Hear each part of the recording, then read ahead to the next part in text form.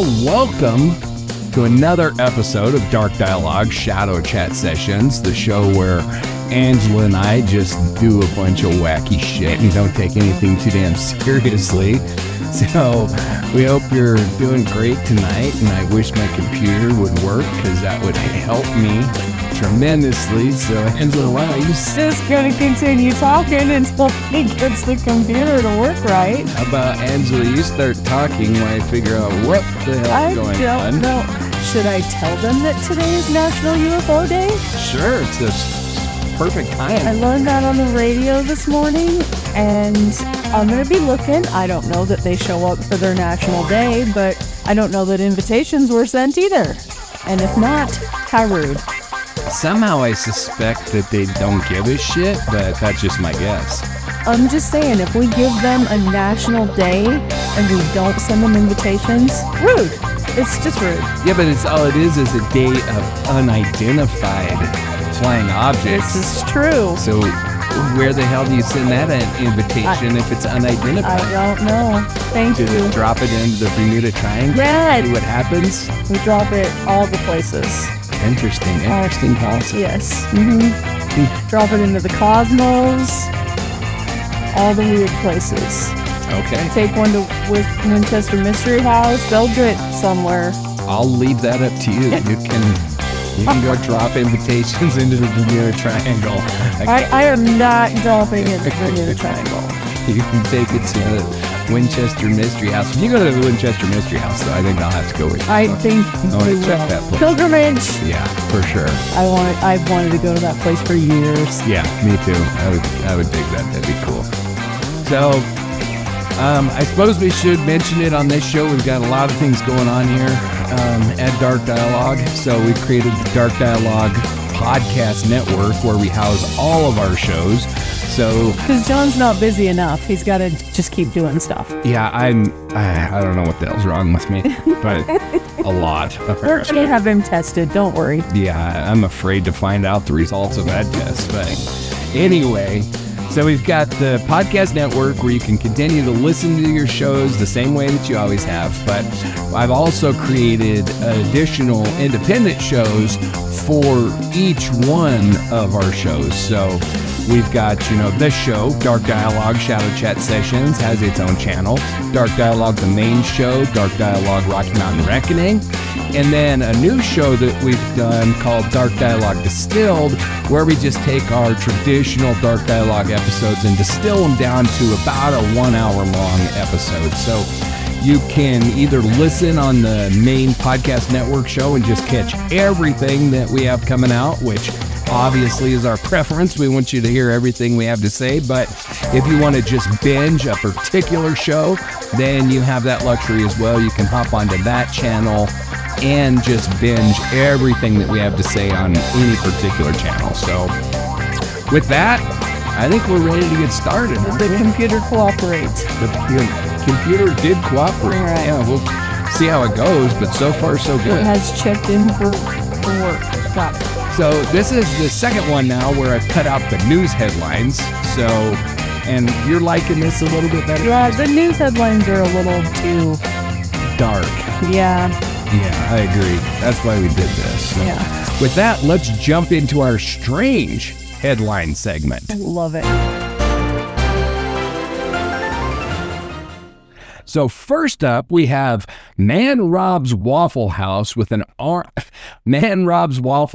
armed with a pitchfork. And I really debated whether this goes in the dipshit diaries or the strange headline, but that headline, it was just strange enough to win its place here. What's the name of that picture of the two guys? Oh, I know which one. Yeah, it's a. I just picture her. It's Norman Rockwell. Yeah, I just picture her standing there alone now because he's off robbing a Waffle House. So, in Norcross, Georgia, a man tried to rob a Waffle House with a pitchfork. After threatening staff and stabbing a trash can, he fled the scene but was arrested shortly after, weapon and all. So, The details, according to the Gwinnett County Police Department, Jeffrey Willard Wooten entered a Waffle House in Norcross, Georgia, wielding a pitchfork and attempting to rob the establishment. Witnesses say Wooten was aggressive and chaotic, forcing staff and patrons to flee for safety. At some point during the altercation, Wooten began stabbing a garbage can, possibly to prove a point or maybe just because it looked at him wrong. He then fled the scene, but police located him nearby and arrested him. The pitchfork was recovered, and thankfully, no one was injured, except perhaps the trash can's dignity. My take? You've got to be on a very specific wavelength of chaos to wake up, grab a pitchfork, and say, hey, I'm going to rob a Waffle House today. This man didn't just challenge society, he challenged sanitation. I'm guessing this wasn't about money. This was personal. The real victim here, Georgia's PR department. I have 2 questions. Hit me. I probably don't have answers. Is the garbage can pressing charges? Hopefully, but it wasn't mentioned. And have you ever wanted carbs that bad? Never. I've never wanted Waffle House that bad. Matter of fact, and then I'll probably get booed for this, but I typically avoid Waffle House at all costs. I don't think I've ever had the opportunity. So my experience, and I do think it's a little bit different in the South, but at least up here in the Northwest, Waffle Houses are typically located in the shady area right off of the interstate. Oh. And they're just not the nicest establishments. Gotcha. So that would be why I have not. Yes. Okay. Yeah, I've definitely always avoided them. So gotcha. Do you think that the trash can knew too much? Is this the first recorded instance of a witness intimidation by a garden tool? Sadly, no. I would like to know what the trash can knew. And I'd like to know what the trash can. And who's going to represent it. Yeah. You know, because we can't gender specific the trash can. So this is true. I'd like to know what it did. What does it know? Where do we go from here? If Waffle House had a loyalty program, which I'm sure they probably do, would you get extra points for surviving a pitchfork standoff? I think you should get double punch cards. I think you should get a free meal like instantly for being robbed in a Waffle House. Everybody's free. Here's a punch card. Any restaurant for that matter. Yeah. I don't care where it is. If you get robbed while you're a patron in any establishment, I think you should get a freebie for it. Everything. Yep. Yes. So can we start giving these incidents wrestling style names? Like this one feels like the Battle of Biscuit Bayonet Boulevard. Yes, we have to. Okay, great. That's necessary now. I think it is. I think it's very fitting. Yeah, all right. Waffles wild now. There you have it. Yes. So now we have the conspiracy corner. Okay. The government currently sitting in the conspiracy corner. You pretty much live in the conspiracy corner over there. So the government controls weather with HAARP, and they're not even subtle about it. You look confused like you haven't heard of this. I've never heard of this. Oh, wow. Okay. Never heard of it. Never heard of it. So a long-standing conspiracy theory claims that the U.S. government is manipulating the weather using a massive Alaskan research facility called HAARP. Believers say it's responsible for everything from hurricanes to earthquakes and possibly even your cousin's bad hair day. So the details, HAARP, which stands for the High Frequency Active Auroral Research Program, is located in Gakona, Alaska, and was created by the U.S. Air Force and Navy in 1993 to study the ionosphere. It uses powerful radio transmitters to bounce signals off the upper atmosphere, but conspiracy theorists argue that HAARP is secretly a weather weapon, blaming it for events like Hurricane Katrina, the 2010 Haiti earthquake, and various droughts or cold snaps worldwide. They claim its electromagnetic energy can steer storms, trigger earthquakes, or even control mines. The facility was officially transferred to the University of Alaska Fairbanks in 2015 and now runs public tours, which naturally is seen as a distraction tactic by the tinfoil hat crowd. My take? This is either the worst kept secret in history or the most misinterpreted science project since alchemy. If HAARP is controlling the weather, they're doing a terrible job, because I still got hail damage and a sunburn on the same damn day. I'm just saying, if we've got a $1 billion rain button, someone clearly spilled Monster Energy on that control panel. So, are they responsible for the snow we got in the Bighorns this last weekend? you know, I gotta be completely honest with you. I poke fun at it, but there's a part of me that does believe in weather manipulation, and that it is a reason that we're seeing some of the abnormal shit that we're seeing right now. So I don't know that it's HAARP necessarily, but I am not convinced that they're not doing some shit that's causing bad stuff to happen. Yeah. But Opening tombs in Egypt.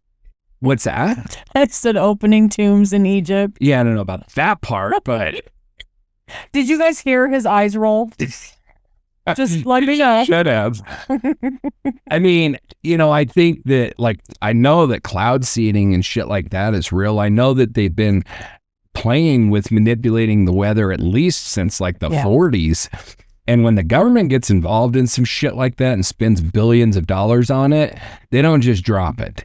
So it will not surprise me. HAARP ruined my cousin's wedding, huh? With the bad hair day? Potentially. I mean, Damn it. Jesse Ventura, you know who Jesse Ventura is? He was like a big time on this kick. Really? Oh, very much so. He was 100% convinced that HAARP was manipulating the weather. Interesting. Yep. So if HAARP is real, as far as its weather manipulation, because HAARP is real, but it's weather manipulation, who's using it to sabotage your weekend plans, and why is it always Karen from HR? I was just about to say that. It's work. It's your boss. Yep. So is the weather machine theory just a cover story for failed meteorologists trying to feel powerful again? I would imagine that is probably right up there. I mean, Meteorologists are getting a bad name right about now. weather is getting a bad name. I know. Some of the shit that has happened. I mean, I know. and people blame it on, and this is, I'm sure we're going to get nasty emails for this, but people blame it on the whole climate change shit and all this and that, but I don't think it has anything to do with it. But there is some weird shit going on as far as the weather goes. I don't want to get too deep into this, but I'm going to throw it out there because it's on my brain. I do know, and you probably do too, a handful of people who believe it's the indications of the second coming. Oh, yes. Yeah, I've seen a lot of that.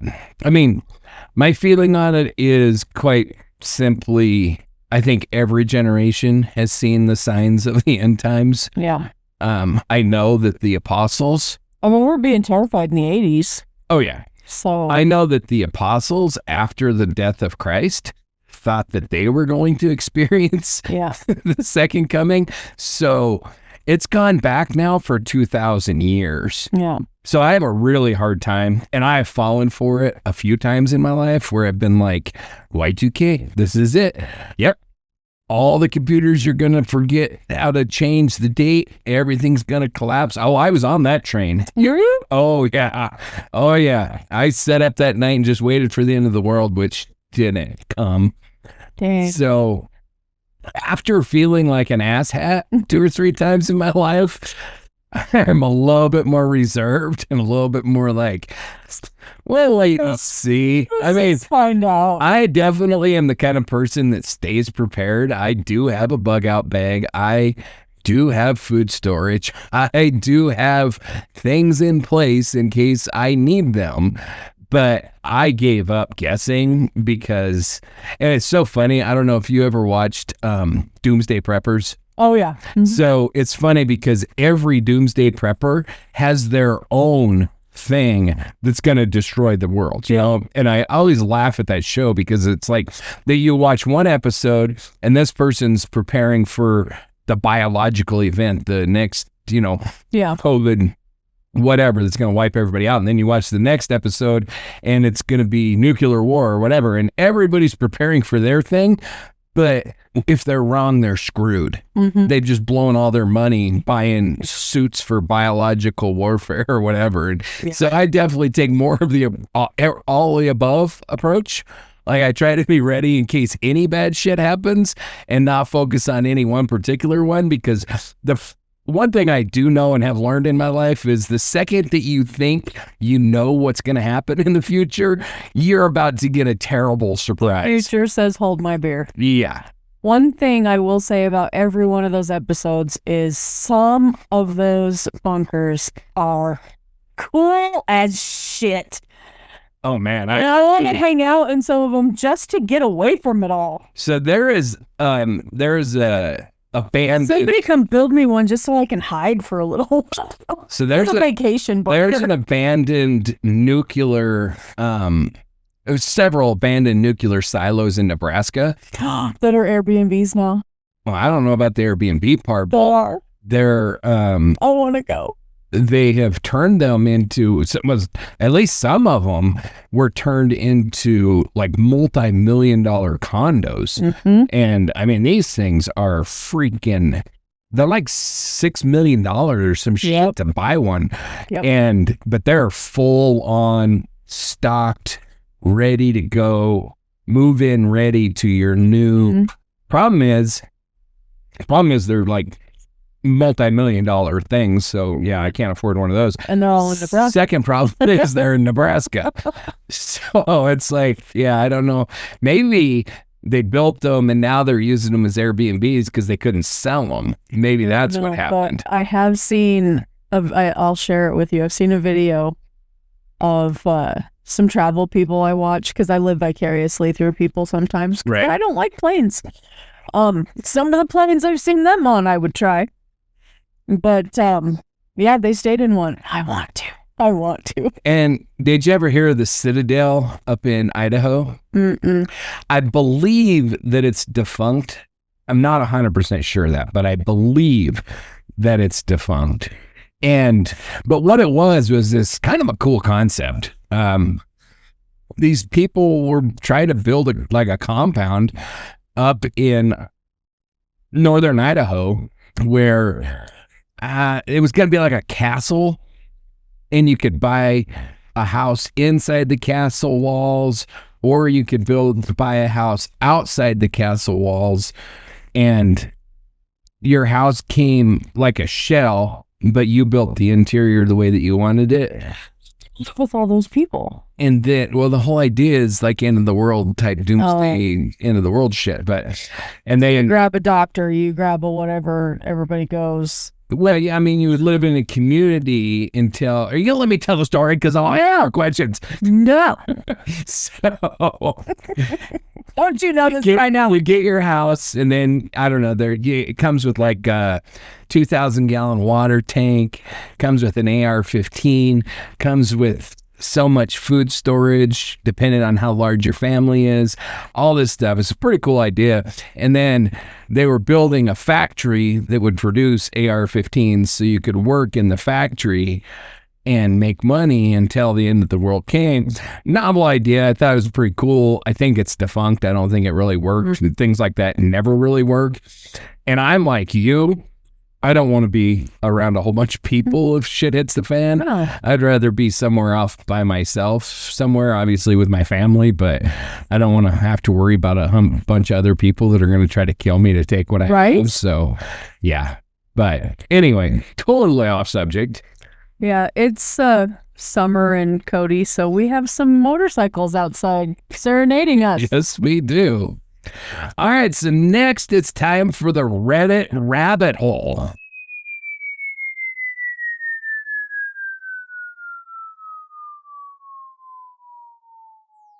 I think my neighbor is a time traveler, and I have the pizza receipts to prove it. Okay. So, a Reddit user shared a strange series of events involving their neighbor receiving food deliveries before the order was placed, and somehow always knowing when things were about to happen. Naturally, Reddit concluded time traveler. So the details, the post, which first appeared in our Glitch in the Matrix, details how the user repeatedly witnessed their neighbor receiving pizza, Amazon packages, and even prescription meds before they were actually ordered. With timestamp screenshots, one eerie example, the poster placed a pizza order at 6:47 p.m. At 6:39 p.m., the same delivery driver was seen handing a pizza to the neighbor. When asked, the neighbor winked and said, "Great minds think alike, just ahead of schedule." Ha ha ha ha ha. Other oddities included lights flickering before storms, the neighbor avoiding traffic accidents that hadn't yet happened, and once mysteriously predicting a layoff at the user's company. Commenters were divided. Some called it a prank, others suggested psychic powers, but the prevailing theory? Low-key time traveler with very average taste in pizza. My take? If I had time travel powers, I'd be winning the lottery or saving lives, not snipping someone else's pizza by 8 minutes. But hey, maybe the butterfly effect starts with extra pepperoni. Honestly, if the guy predicted my firing and intercepted my stuffed crust, I'd report him to HR and to NASA. It's just Nostradamus did not live in the era of pizza, and he's just checking it out, man. Yeah, That's some story. If he is a time traveler, why is he using his powers to hoard Little Caesars and ibuprofen? Well, apparently, because he thought that would be how he wouldn't get caught. But nosy neighbor over there with receipts. Well, see, Bad plan. that's where I'm at with this. I know exactly what's going on. This one I got solved 100%. Okay, lay it on me. So it's exactly what you said. You got this freaking busybody neighbor who apparently is so enthralled with their neighbor that he's watching every move that they make. And I can tell the neighbor, if he like winked at the guy and was like, "Great minds think alike," he's jacking with him. Yeah. He's on to this game, and I don't know how he's doing it, but whatever he's doing, he's like, "Oh, I'm jacking with this guy." If you harness it well. Oh, yeah, that's what's going on. He's like, Yep. "Oh, dude's ordering pizza. I got to order pizza." And his wife's like, "I already made dinner." He's like, "I don't care. I already want the pizza. I got it." Wait, I was jacking with this dumbass. We'll eat it tomorrow.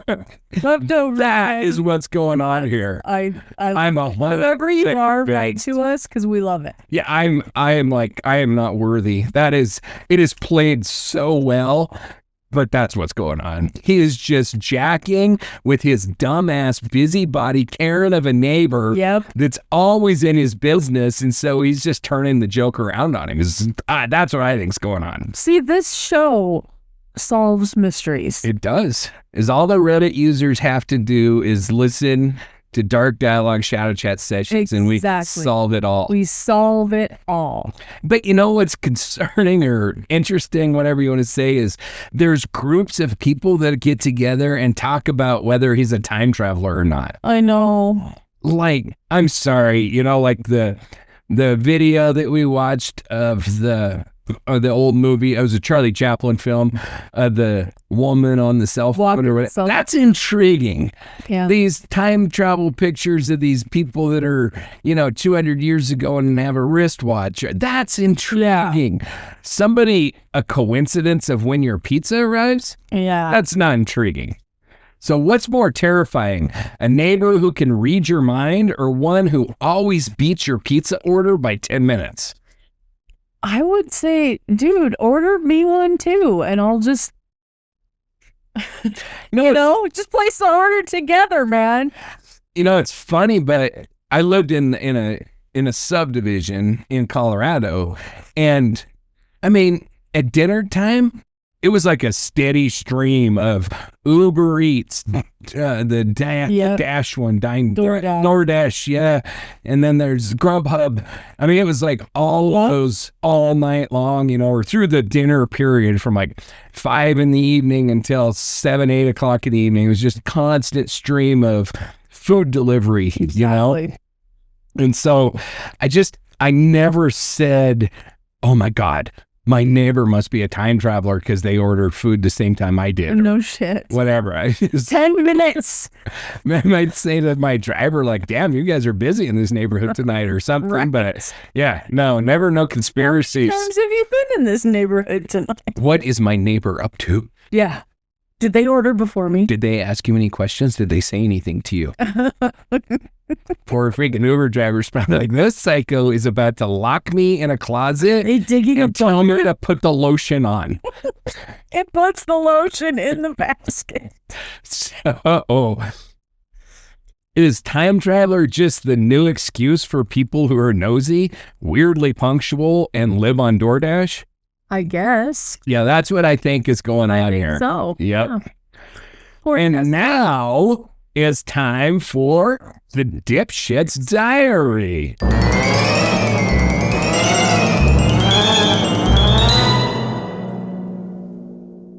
Dipshit Diaries. So first up, we have car thief caught after he stopped to fill out a job application at the same dealership.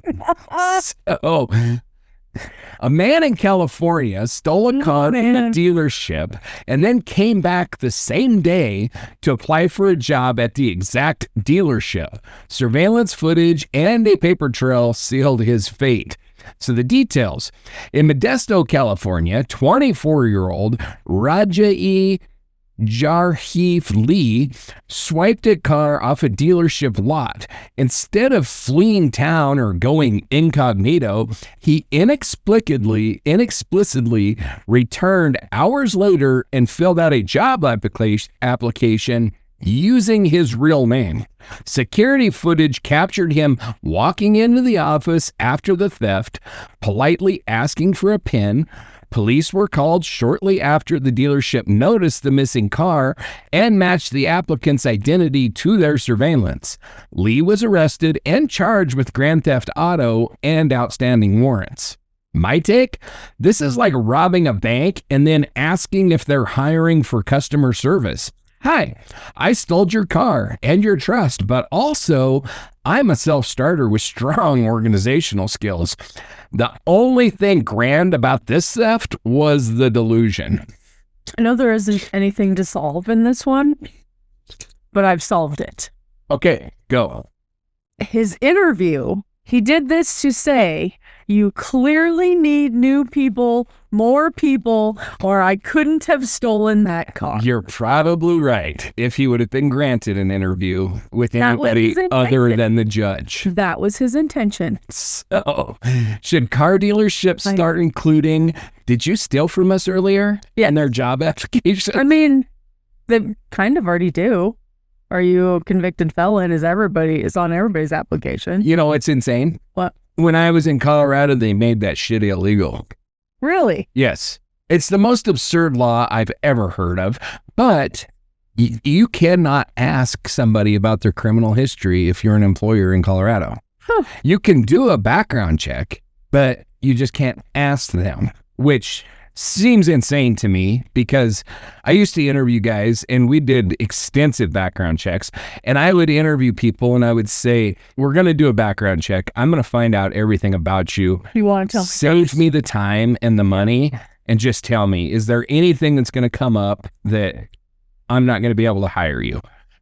I didn't see anything wrong with that, but it's now illegal to say that. So now, as a prospective employer, is all that did for you is say, now you have to spend the money to run the background check to find out that you can't hire the son of a bitch, instead of just asking him, hey, are you a dirtbag? Yeah. It's insane. But anyway, I digress, as I usually do. That's the theme. It is the theme. It's definitely my theme. That's my theme too. So what's worse, stealing a car or thinking this was a good career network strategy? Network strategy. Yeah. I've seen a lot more people get away with stealing cars. And then going back into the store they just robbed? Yeah, Yes. I don't think it's very likely you're going to get away with that No. one. Was he wearing the same clothes like the dude that... I don't know, but I Wouldn't that be great? wouldn't be at all surprised if he was. If hired, what would his benefit package have included? Free handcuffs and a ride to jail? Yeah. I think absolutely. Windshield washer fluid. Right? Okay, next we have man tries to steal a live alligator from a zoo and claims it's his emotional support reptile. So, a man was arrested in Florida after breaking into a zoo at night and attempting to smuggle out a live alligator in a duffel bag. His defense? It was his emotional support gator, and the zoo had, quote, no right to keep them apart. So, the bizarre incident happened in St. Augustine Alligator Farm Zoological Park, where 26-year-old Brandon Keith Hatfield was caught on security cameras scaling a fence after hours. He was later found shirtless in a nearby retention pond, bleeding, reeking of booze, and missing his duffel bag. Inside the zoo, keepers discovered a small, dazed alligator in a bag, unharmed, but probably emotionally confused. Hatfield told police that he had a, quote, spiritual bond with the animal and that, quote, society doesn't understand their connection. He was charged with burglary, animal theft, and resisting arrest. My take? Nothing says stable emotional state like shirtless swamp jogging with a stolen gator. Also, if your comfort animal can remove a limb, it's probably not qualified for therapy work. Somewhere in that zoo, there's a very traumatized reptile wondering what he needs support from now. And interestingly... The guy? No. Okay. Interestingly, though, when you search for alligator support animal, this guy is all over the internet because he is a real dude that has an alligator as his emotional support animal. I quit. So I just picked one of 5 million different pictures of this guy that's out there because this is a real thing, at least for this guy. He had to have raised it as a baby. Oh, absolutely. And I'm actually a little bit surprised that you can even raise an alligator to have any sort of manners whatsoever. Because, I mean, reptiles are not known for that. Like, you can raise a rattlesnake from a baby. He's still going to bite your ass if he gets a chance to. Yep. Like, they're not really known as the warm and fuzzies. Yeah. But, yeah, this guy actually has one. So what's the other one? I kind of want to give it a hug if I could, but... You're out of your mind. I mean, if it was chill, I'd hug an alligator. I do not do reptiles. I hugged a turtle at Reptile Gardens. Turtles are a little different. I still wouldn't hug one, but they don't eat you unless it's a snapping turtle, in which case you're out of your mind if you hug one of those too. But so what is the official one? It's not emotional. It's a therapy animal, right? There is official. The official is there's people out there screaming at us right now because they know what it is. Like the real one, not the one that everybody gets. Yeah, service animal. So do you know what you can actually have as far as an official service animal? I know that you're looking for something weird, and I did hear something the other day, but for some reason I can't remember what it was. You want me to tell you? Yeah. A miniature horse. That is the official weird-ass technical, what'd you call it? Service animal. Service animal. Yes. It's a dog. There's a dog. I think there's 3. I know one's a dog, obviously. Yeah. And one of them's a miniature horse. So somebody has a miniature horse as their service animal. They have to be able to take it on a plane. You have to be able... Kind of want to see that. They have to rent an apartment to you with your horse. With your miniature horse. I mean, I've never seen it. I doubt that it's really used much, but it is official legal language because there is a legal distinction of an actual service animal that really falls into that. Yeah. And then there's this bullshit. I went online and got a certificate that my dog is emotional support. That's all bullshit. Sorry if I offend anybody, but legally it's bullshit. Like the service animal is the legal type of I'm blind and this is a seeing eye dog type thing. Like, because there's animals that can smell if you're going to have a seizure. There's animals that can tell. That is still a service dog. It's a dog. But like I said, I think there's only 3. I think there's only the 3 animals that could legally be classified as service animals. One's obviously a dog and one's a miniature horse. I can't remember what the other one is, but it wasn't weird. But the horse one is weird. I could see it. It wouldn't be a cat because you can't train a cat to do a damn thing. No, cats train you. Yeah, cats own you. It's just that's the way it is. I mean, Paul Harvey said that, like a dog looks at you and admires you and loves you and he sees you as the most amazing thing ever in the history of the world, and cats look at you as their staff. Yes. And he was dead on right about that. Yes, he is. But, I can understand the horse thing. Like, they'd be great for, well, yeah. I think you could train them to be like a seeing eye horse, you know what I mean? And they can carry burdens that even a dog can carry. Yeah. And they can carry significant weight, I mean, a miniature horse obviously can't pack the same thing that a full-grown horse can pack, but I mean, they can carry a lot of weight. They could do a lot of stuff. So I could see them being very, very helpful. I just don't know about the potty training aspect of a horse. Yeah. I mean, I've been around horses my whole life. I've never attempted to potty train one. Never really had a reason to try. But I don't know about the possibility of that. That is one thing I've always wondered because... You don't have enough time to try. I do not have enough time to try. You do not have enough time to try. I do not. So... However, when you retire, I may expect a potty trained horse. Well, you can expect all you want to. You're still not going to get it.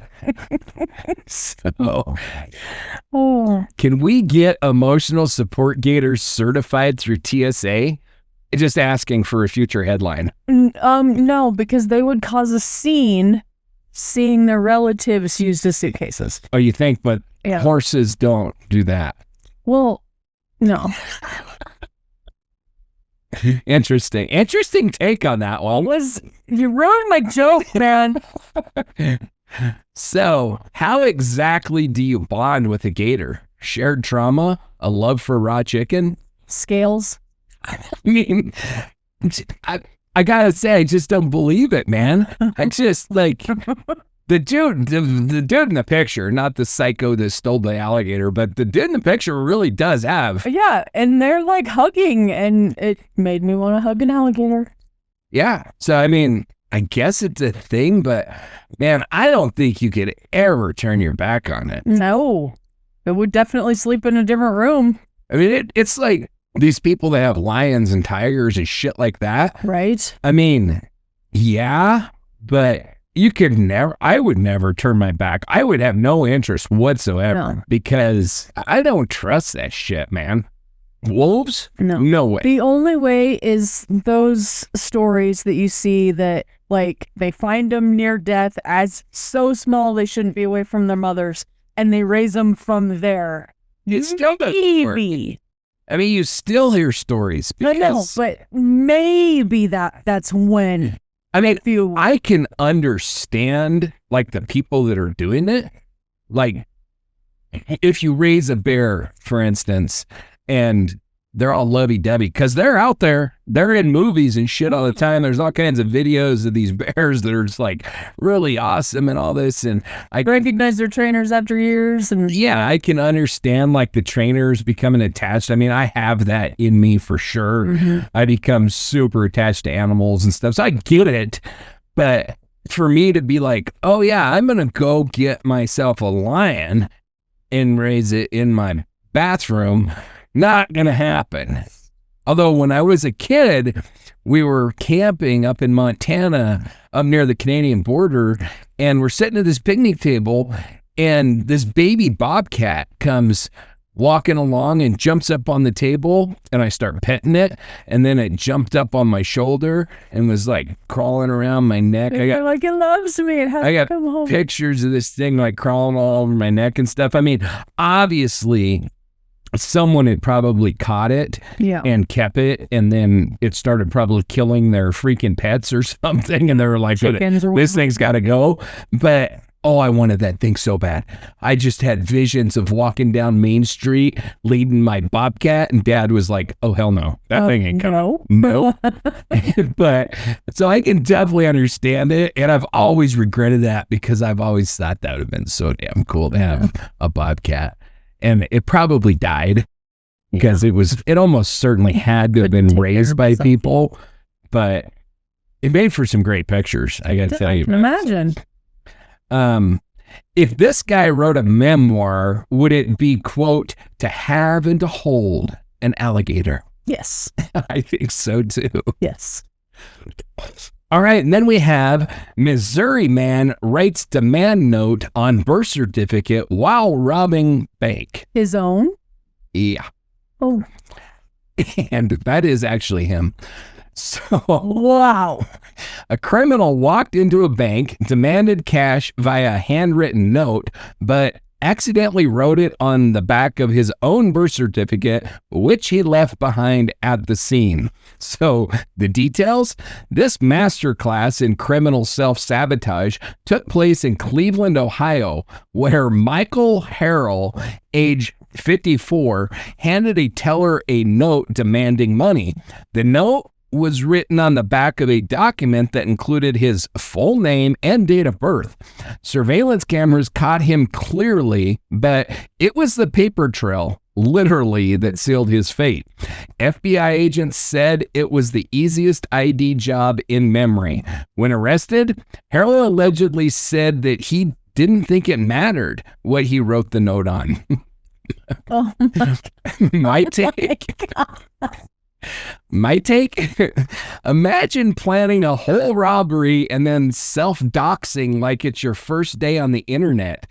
The man committed identity fraud against himself. Honestly, I'd be more impressed if he robbed the bank using his baby photo and a copy of his media school report card, his middle school report card. And I mean, the dude just looks like a brain surgeon. He looks like one of the dumbest human beings ever. I can't look away, but I'm terrified. I don't know what this shit is that he's got tattooed down his throat, but that's interesting too. And probably his social security number? Probably. So, was this a robbery or just a bizarre form of adult show and tell? Oh my God. This is when I was born. Oh my gosh. I mean, it's hard to believe somebody could actually be this stupid, but they're out there. They're out there. And they're doing drugs. So, should the judge reduce his sentence out of sheer pity or double it for stupidity? Double. We don't need him walking around out there. I agree. I mean, I think the judges have got to look at some of these people and be like, you know what? I'm afraid you're going to hurt yourself if I let you out. I think you're going to finger paint for the rest of your life. I think you just have to do life in prison because I'm afraid you might, step in front of a moving vehicle or something, walk into an open manhole or something. So what's next? Robbing a store using a resume as your getaway note? Yes, like the car guy. Car guy? They need to get together. They do need to get together. I like it. Yeah. And now is time for our weird shit section.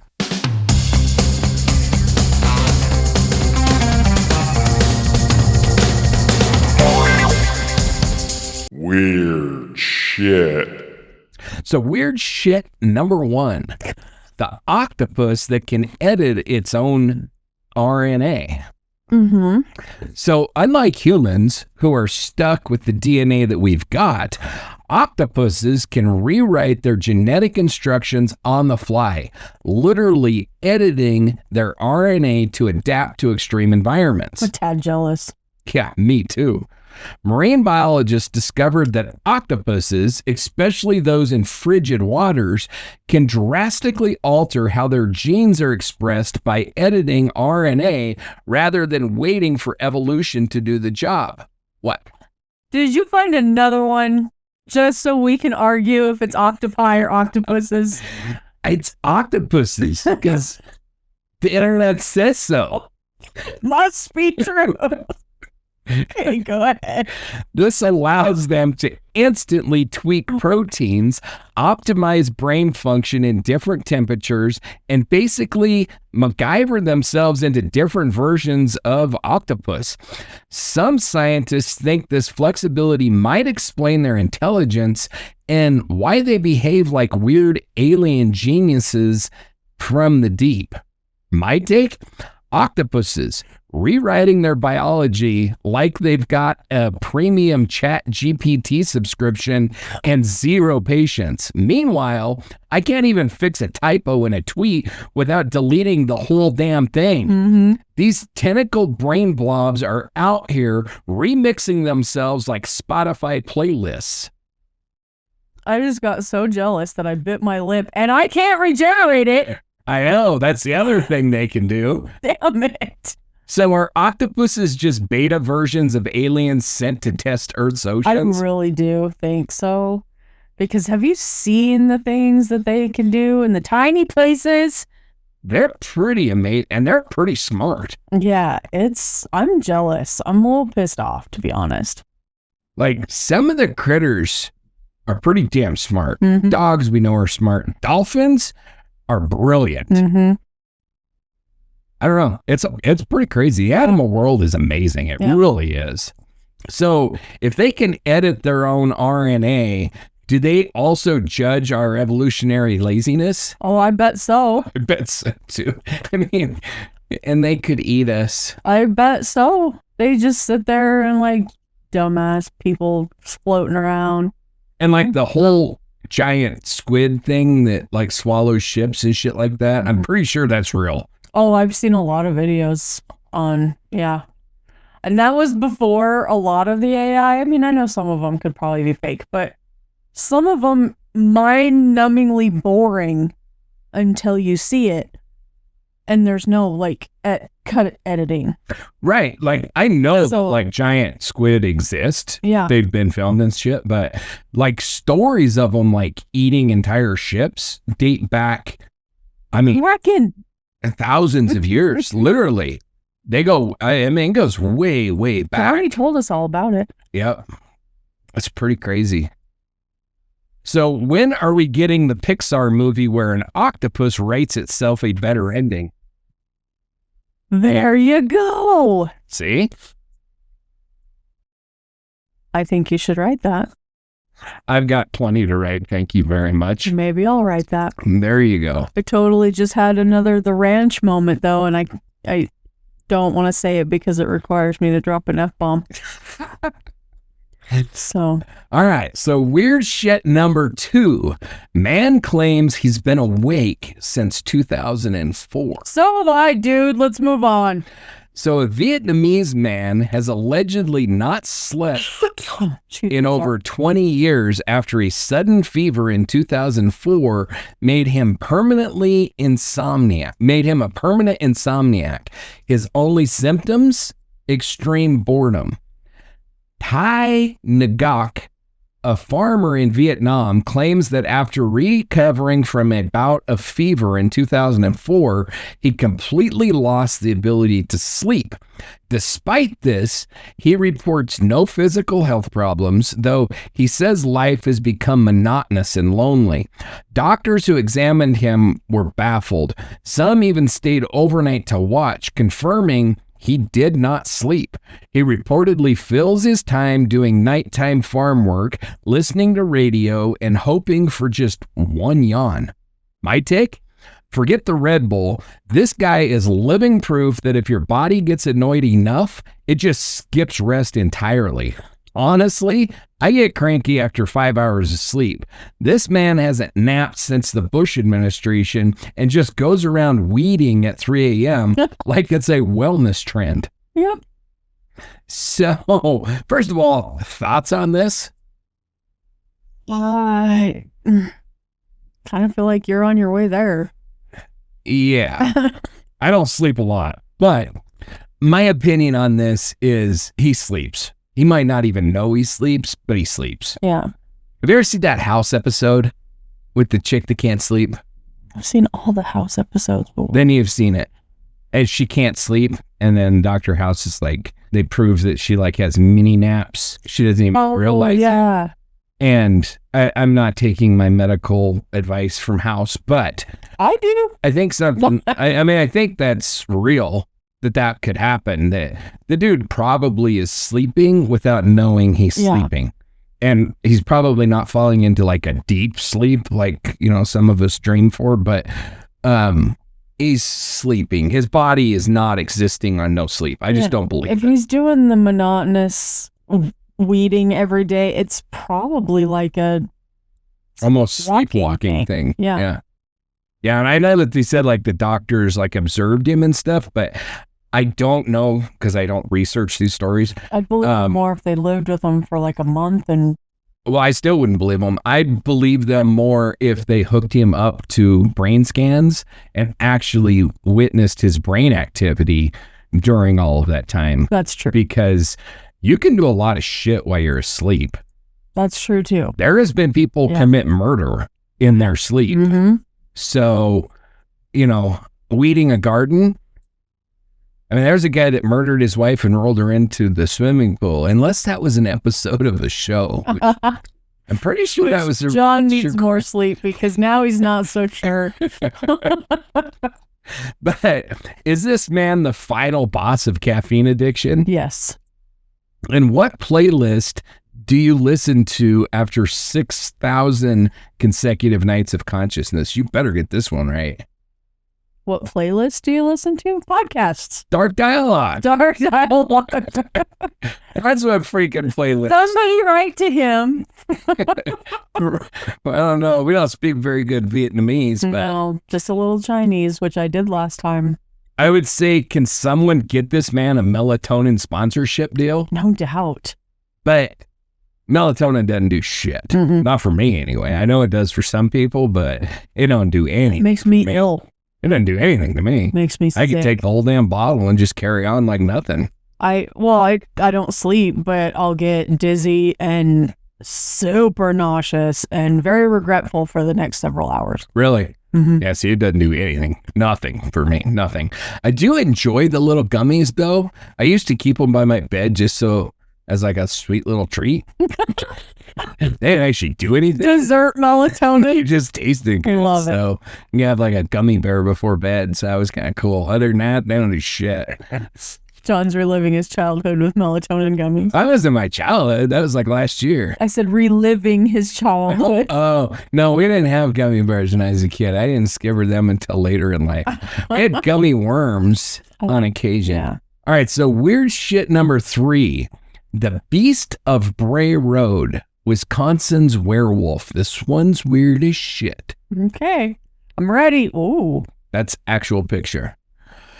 Sightings of the bipedal wolf-like creature near Elkhorn, Wisconsin have terrified locals since the late 1980s. It's like a deer with a mohawk. It's hairy, it's hulking, and it's definitely not part of the tourism board's official brochure. Should be. The Beast of Bray Road has been described as a 6 to 7 foot tall wolfman hybrid, walking on two legs with glowing eyes and a serious case of road rage. Eyewitnesses have reported it chasing cars, standing upright in cornfields, or even rifling through roadkill like it's doing cryptid-level meal prep. The sightings became so common in the 90s that local newspaper reporter Linda Godfrey began investigating, eventually publishing a book that gave the creature national attention. Some believe it's a flesh and blood cryptid. Others think it's a spiritual or dimensional entity. My take? Bigfoot walked so this guy could sprint directly at your car hood. This isn't your cuddly forest cryptid. It's a steroidal German shepherd with opposable thumbs and unresolved trauma. Also, what's it doing in Wisconsin? Is it powered by cheese curds and beer? Yes. So that's an actual picture. I mean, I don't know if it's an actual picture, but New meaning to rabid packer phone. right? Somebody's gonna hate me for that one. I mean, it's a weird ass looking thing, whatever the heck it is. I can't. It feels like it has a mohawk. What? I feel like I see a spiky mohawk thing happening. You see ears. It looks like a wolf head to me. Oh no. It definitely does. Of course, I blow it up so it distorts it when I make it as big as I do. But yeah, we shouldn't talk too much about the picture because the people that are listening are like, "Hey, asshats, we can't see it." So if it walks on two legs, does that mean it pays taxes or just evades them better than the rest of us? Better than the rest of us. I mean, I don't know what to think about this thing, honestly. I've never heard of it before, but just the little bit I looked into it, it's plausible. And I mean, there's a shit ton of wolves in that area, Wisconsin, right? You know, up in that area. There's a lot of wolves up there. I'm not saying that this thing is a wolf, but it looks like a wolf, but it walks on its hind legs. So does my Chihuahua. But then you go to like your Chihuahua doesn't walk on its hind legs all the time. She can walk. It already roll out into traffic on its hind legs. That's true. But like, I don't know, like the whole skinwalker thing, I've talked about this before, but there's that whole wolf component to that story where there's like this wolf thing. And then where's that other story that we talked about on one of our other episodes of some haunting in Tennessee, I think, that started with a wolf that they tried to kill and couldn't kill or whatever. You knew about the story. Was it the Bell Witch? Some cabin in Tennessee or some shit. I don't know. That's more your world than mine. I don't know. I don't think the Bell Witch had a wolf in it. Anyway, all I know is it would just creep me the hell out if I saw this thing on the side of the road. Should Wisconsin just rename it Werewolf County and lean for the Halloween tourism? Yes. I agree. Like, I would be marketing the shit out of this thing if I was Wisconsin's tourism department, because people would come, man. People would come to see the freaking Bigfoot hunters. They go all over the place. How many people go try to see Loch Ness? Right? All sorts. And is roadkill technically fast food for cryptids? Yes. And you know, this is one of the things that makes this one more believable than a lot, is it's acting like a wolf or something would act. It's seen eating roadkill and doing shit that an animal would do naturally. Yeah. So it does make it a little bit easier to believe, you know, because if it was a wolf-like creature, that's what it would be doing, is be like running out there killing things or eating things that were already dead, you know? Yeah, just waiting for people to kill dessert. Yeah. I don't know. It's a crazy one. Weird shit number 4. The ghost of Hammersmith a haunting that caused a legal precedent. Interesting. So, in 1803 London, a ghost sighting led to such widespread panic that a man shot someone that he thought was the ghost. The trial that followed set a legal precedent still referenced today. The details? In the Hammersmith district of London, locals were terrified by reports of a ghost haunting the churchyard. Witnesses described a figure in white with glowing eyes, said to be the spirit of a suicide buried in the consecrated ground. Enter Francis Smith, an excitable night watchman who shot and killed Thomas Millwood, a local man wearing white clothing, who he mistook for the ghost. Smith was convicted of manslaughter, sparking one of England's first legal debates on whether belief in the supernatural could justify lethal force. The incident also became one of the earliest true crime meets ghost story crossovers in print media. My take? This is peak Regency era panic. I thought he was a ghost, so I musketed him. We're lucky this didn't happen during pumpkin spice season, or we'd have a pumpkin ghost on trial next. Also, somewhere in the afterlife, that poor guy's spirit is stuck going, really? You thought I was a ghost just because I wear linen? So, should every court case include the defense? But, Your Honor, I thought it was a ghost. I know a lot of them have heard it. I mean, this is absurd to me. Like, if you're that scared, don't become a night watchman. Yeah. And what do you think a musket's actually going to do to a ghost? Exactly.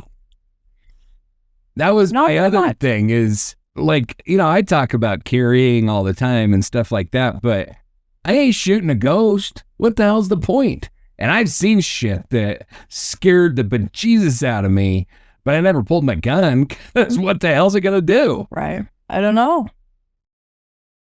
So is this the first recorded case of ghost profiling? Possibly. Why is it always London? Why does London always get the cool ghosts? Well, I think, and we've said this before, but I think that it's the history of the place, man. If you believe in ghosts, then London would be a place for them. Yeah. Do you have any idea how many people have died in that city in the last, I don't even know. I don't know when London was actually settled. We'd have to look, but we're talking way before the English. Oh, yeah. You know, the Celts settled in that area long before and Germanic tribes and stuff like that settled. I mean, we're talking way back, like definitely during the times of Christ. I mean, you're talking before that. I don't know. I don't know like that old of history of London, but we're talking old. Yeah. And then when you get to, you know, like the Tower of London, I'm not entirely sure when that was constructed, but that was a long time ago. And you think of the number of people put to death in London? Yeah. Just the people put to death. Oh. And then all the people that have been murdered there, all the people that have died of natural causes. I mean, you talk about a city that is steeped in some gory history. Yeah. London's, I mean, all those old European cities that date back to the medieval times and stuff and before, they have very gory histories. And I know I've referenced it before, but, you know, like Nero lighting the courtyards with the bodies of burning Christians. And, you know, you've got Henry VIII in England cutting heads. He was fun. Yeah. Yeah. But then you got his daughter, Bloody Mary. Yep. And everybody that she killed. I mean, and then France is no different. You've got the same thing going on in France. You've got the same shit went on in Russia. You've got the same thing that went on in Scotland. I mean, all of those old places. But if you believe in ghosts, then that's why they got a shit ton of them, because there's a lot of get on a plane someday. Yeah, I definitely want to go over there and see a lot of that history. I'm enamored by history anyway, but I mean, some of that history is just fascinating to me. It's just so cool. So can ghosts file wrongful death suits? Why not? It's interesting. It's an interesting concept because we did talk about the case where basically the ghost led to the prosecution of the murderer, right? So if a ghost appeared to somebody and gave them information, I don't know. It's an interesting thought for sure. Like it. Weird shit number 5, TikTok house haunting.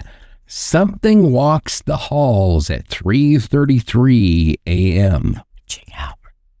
A group of influencers renting a home in Utah claimed that they were stalked by a supernatural entity. The events were live streamed, and skeptics and believers alike were left wondering, real or expertly timed content drop? So in 2013, the details. In 2023, the TikTok collective known as the Rift House began posting videos documenting strange phenomena. Doors opening, lights flickering, whispered voices in empty rooms, and most chilling, a dark silhouette seen pacing their hallway at 3:33 a.m. nightly.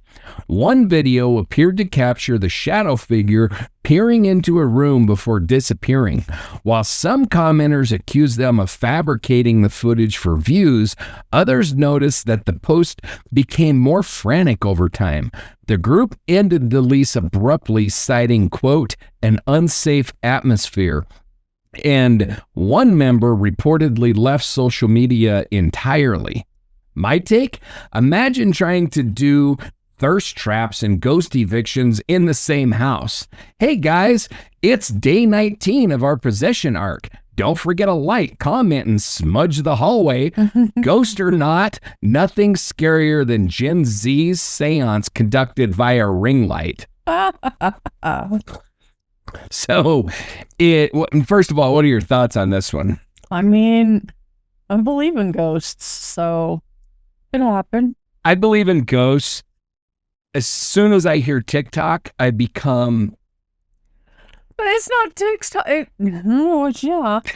It's not the ghost's fault. These are TikTok influencers. No, but when it's captured by somebody that can benefit from capturing it, true, then I become more skeptical immediately. Even when the one dude just left social media altogether.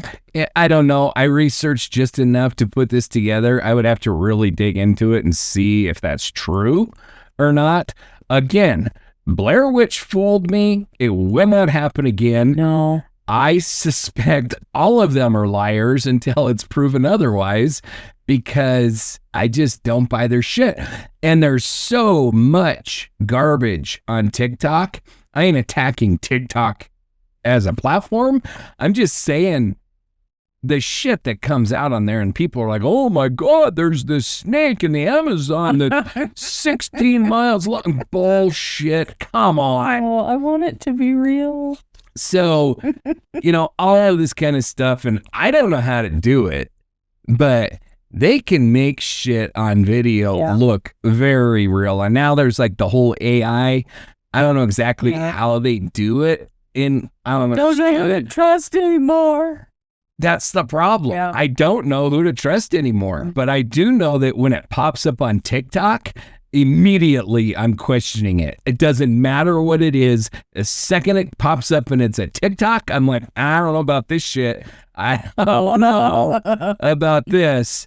Or, Facebook is no different. When I see a Facebook post or video, I'm always like, I don't know. And if I'm interested in it, then I have to go look it up in other reputable sources to see if it's actually real.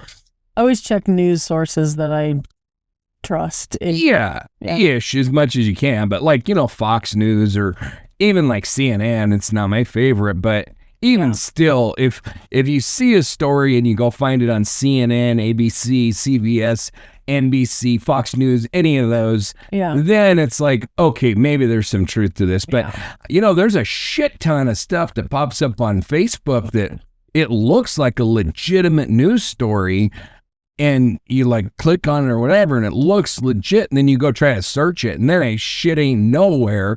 Or it pops up and it's like, this is a hoax story that was created, blah, blah, blah, and so I just don't trust social media in general. And don't click on those stories because they're usually a virus or something. It's usually bullshit. Yeah, it's whatever. It's clickbait, nonsense, whatever. So I don't know about this one. I didn't watch the videos. Full disclosure, I didn't watch the videos, so I don't know what they show, but it always just makes me stop and go, I don't know about this one.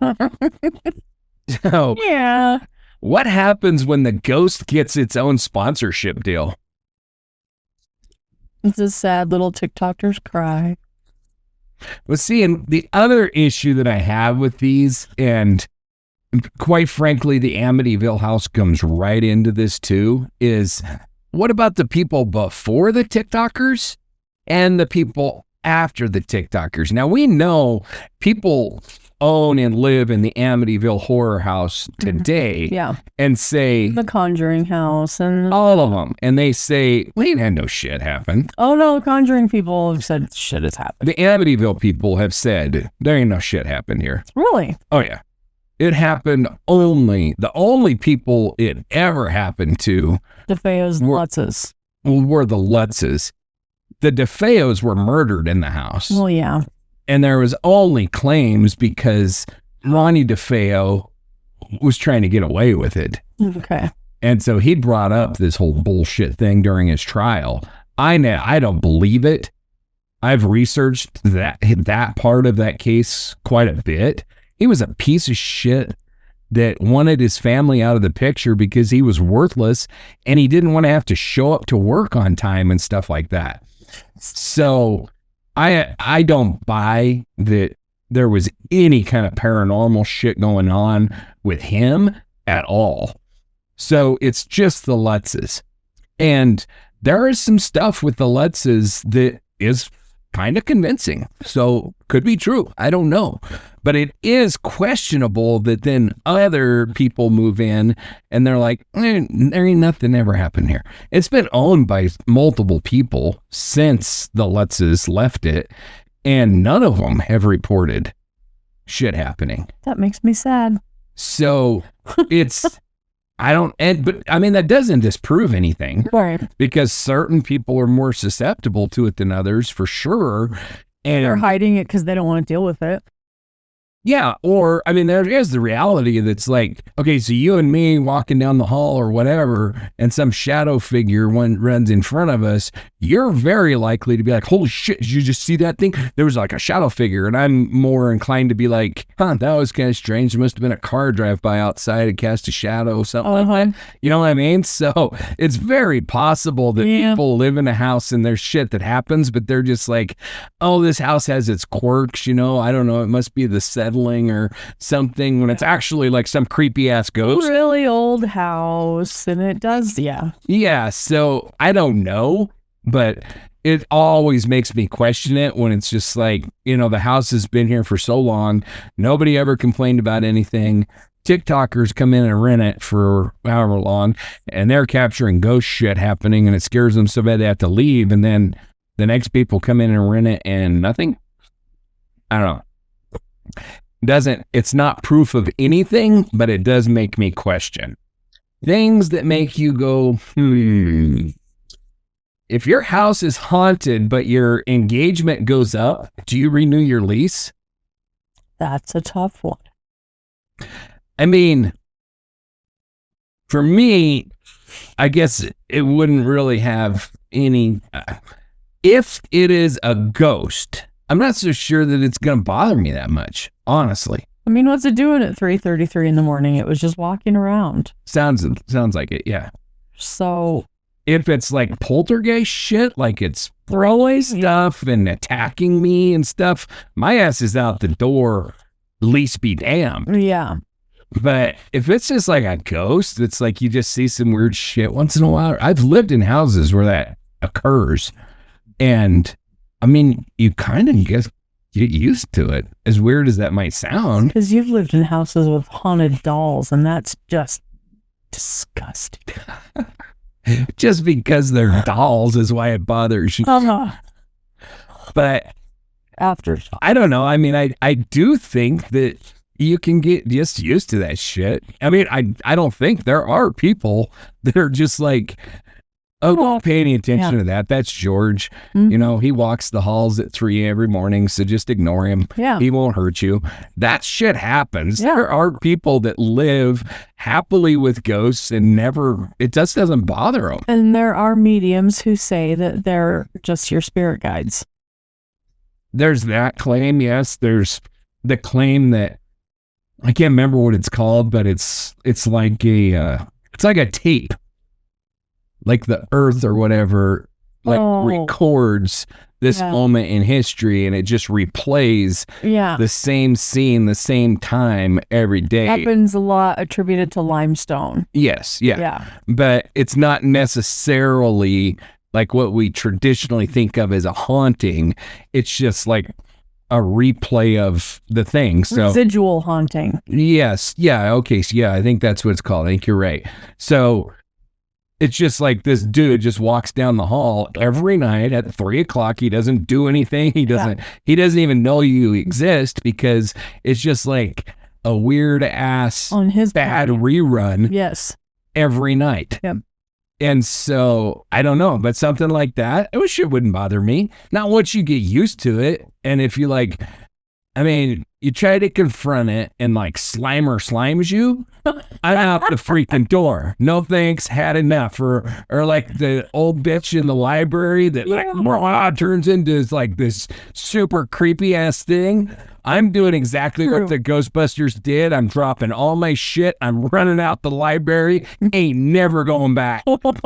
That book is worth that shit, man. No book is worth that. But if it's just like you try to engage in it, just like walks through you and just keeps going and doesn't pay any attention, and it does it every night.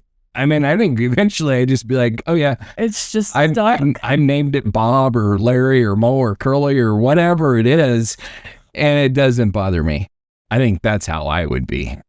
But that's it. That's all I've got for tonight. So I tried to write it a little bit longer this time around. I wrote a little bit more in there. So hopefully that was a few more weird shits for us. No, same amount of weird shits.